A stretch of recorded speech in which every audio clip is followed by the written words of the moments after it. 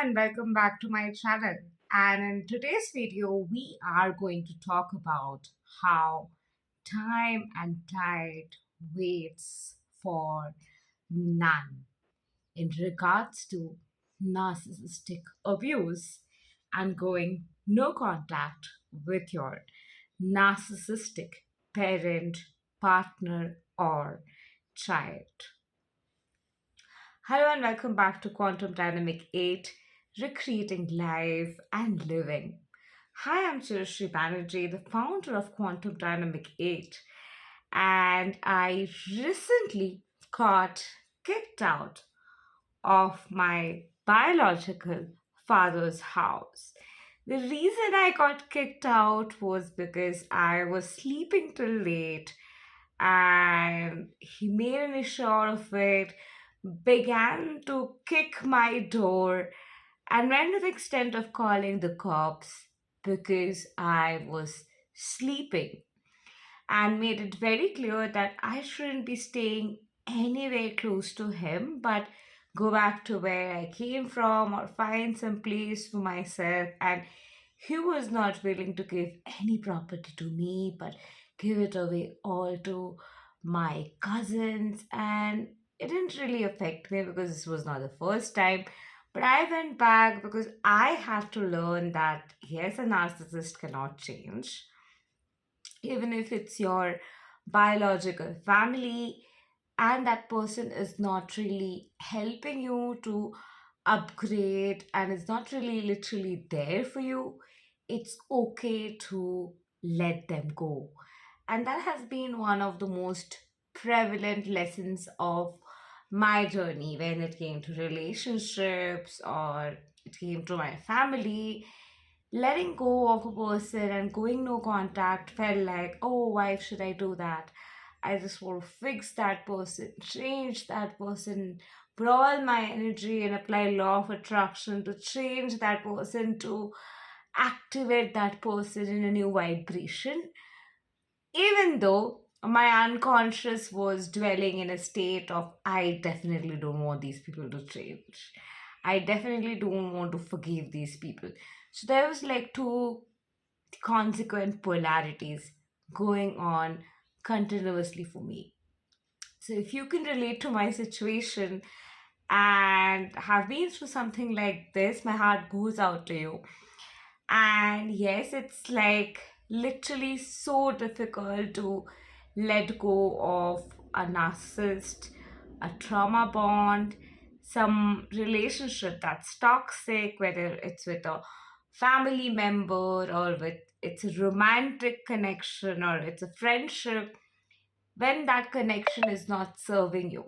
Letting go of that connection can be really difficult, like really difficult, I can tell you, because especially if you're an empath, a codependent, someone who's really like dependent on the other person, really feels like letting go of a person is like the worst thing you can do to a person, and how you need to really maintain the relationship and take it to the end and improve it, and through its improvement you are going to realize how much you're healing, then of course it's going to be quite difficult for you to move out of such connections and go no contact. And especially if you're from India, there's like dharma, karma, the morals, values of how a daughter or son should be with their parents or how parents should be with their children. All of those prototype and templates have literally programmed us that we can be a certain way and we have to continue to be that way even if there's abuse going on. And of course, if you're from India, it has been very normalized that we do beat up our children like this. We also got beaten. So what? I overreacted. I did not do anything big. You just overreacting. These are kind of common things you've heard, regardless of which country you are in, when it came to narcissistic abuse for sure. And in India, it's rather to normalize that people literally tell you, like, oh, this is how it is, this is how a parent daughter relationship, a parent son relationship should be. Now, you're going to teach us what's right, what's wrong. We have reared you up. We are way elder to you, so we just know how the world works. We just know how to treat you. We're doing the right thing. Like, don't ask so much of question like, oh my god, you're just crossing limits. These are the kind of things you might have heard time and again in a narcissistic household, especially in the narcissistic households. And if you have been in situations like that, and you're thinking of going no contact, and you're wondering, like, oh my god, I'm responsible for how the other person will feel, how the other person will think. And because of that, I'm not going to take certain decisions. I'm going to sulk, I'm going to suffer because of dharma, karma. It's time to end that. It's time to stop self sabotaging yourself and move ahead and start living life on your own terms, because time and tide waits for none. Time is always moving, the tides are always moving, and it's not going to wait. The clock is actually ticking away. We are growing older. You're missing out on a lot of time. So, the time you're taking to blame them, the time you're taking that this person didn't provide for me, this person was not there for me. All right, not your people.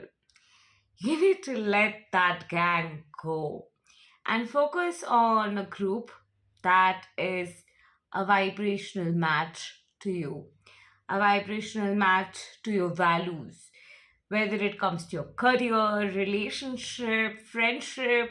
It's very important to put yourself in situations and around people with whom you can truly grow and evolve. Because if people are pulling you down, or somebody is narcissistic or jealous, being around those people, anyway, you're going to doubt yourself, feel confused, not feel like that motivated.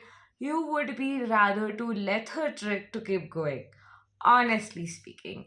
So stop doing that to yourself and buckle up and know that time and tide wait for none. If you are going through a situation where you want to go no contact with a narcissistic family member or a partner, or you have gone no contact with a narcissistic family member or partner, where if you're thinking of going no contact and you're not really sure, and you're wondering if God will provide, you'll be able to take care of yourself or not, whether you'll be able to take care of your finances, sort everything, because that's one of the main reasons we stay stuck in a narcissistic dynamic or household. Or if you've been thinking like, oh, if you're gonna even meet someone who's emotionally there for you, if you're gonna be able to find love again or not, because of which you're like wondering whether you should relieve that trauma bond, that narcissist who looks at everything that moves, flirts with other people in front of you, but you really think of leaving that person but cannot because you're so much in love. That partner who controls you a lot, who's really not like assuring you about future, but you think like, this is my true twin flame.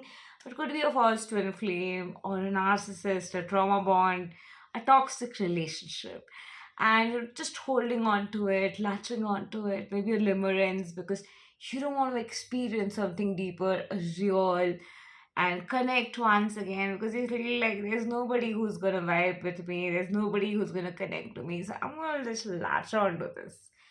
Or if you're like stuck in a narcissistic marriage or a household because of finances and everything, first sort that part out.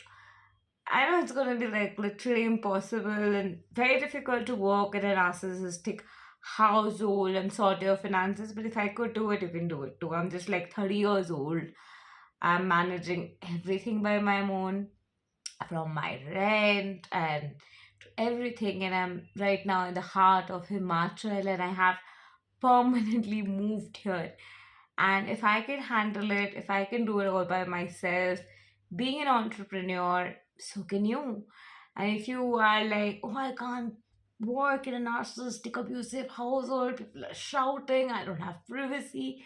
Hi, I had the same exact situation, but despite that, I had to start working. I used to make videos on the car, I used to make videos on the roof, I used to make videos on the road. I used to make videos like literally everywhere for 7 years, and there were phases I was with my mom. My parents are separated, so there were phases I was with my mom, there were phases I was with my dad, there were phases I was living alone and managing it all. And 7 years down the line, when situation got really extreme with my narcissistic biological father, because I denied to help him in any way when it came to my parents' separation case and other cases that are going on between my parents, because I didn't want to take anybody's side, because I anyway know that he was physically abusive, like duh. So I didn't obviously want to take side of physical abuser. When I started to speak up my truth, he started to just change back to who he originally is and stop being the fake nice person he was trying to be to get things done when he realized that things are not going to get done. So he chose to devalue and discard me, even though I'm his biological daughter and all of that, but it didn't matter. Narcissists are that ruthless, it doesn't matter to them if you're bloody related, if you are like love of their life, connected to them for 7, 8 years. If you are waiting for a trauma bond, it's been more than 7, 8 years, and you're like, how come this person never realized? Because their ego is bigger than them connecting to their emotions, feeling inflated in the fact that they are taking revenge by not talking to you, and them not talking to is hurting you, is more soothing to them than actually coming and talking to you and being the good person, because they don't care. And that's how narcissists function, because by projecting their inward difficulties, is what I figured in last 3 months. I was living with my dad from like April to August end, and then I got kicked out. By the time I was reliving with him, it was like a revision of recalling of how he is. And this time I was like really observant of how he operates, and I could really figure out that whenever narcissist is angry, they just want to shout and insult others and take out all their frustration on others, and they just want to share their pain and frustration and make the situation really chaotic and disruptive. And by doing that, they get a sense of pleasure or supply. And that's how they function, because they've not chosen to do the inner work, they're not chosen to bother about emotional intelligence, they're not accountable, they don't want to take the responsibility. So that's how a narcissist is. So if you're on the other side, start working on yourself. There are ample of ways to be resourceful, work your way through. If there's that desire, you'll find a way. You'll find a way, like start doing tarot reading, start making soap, start just teaching English, start teaching a subject you know, start taking online tutorial, look for jobs online if you don't want to start your business.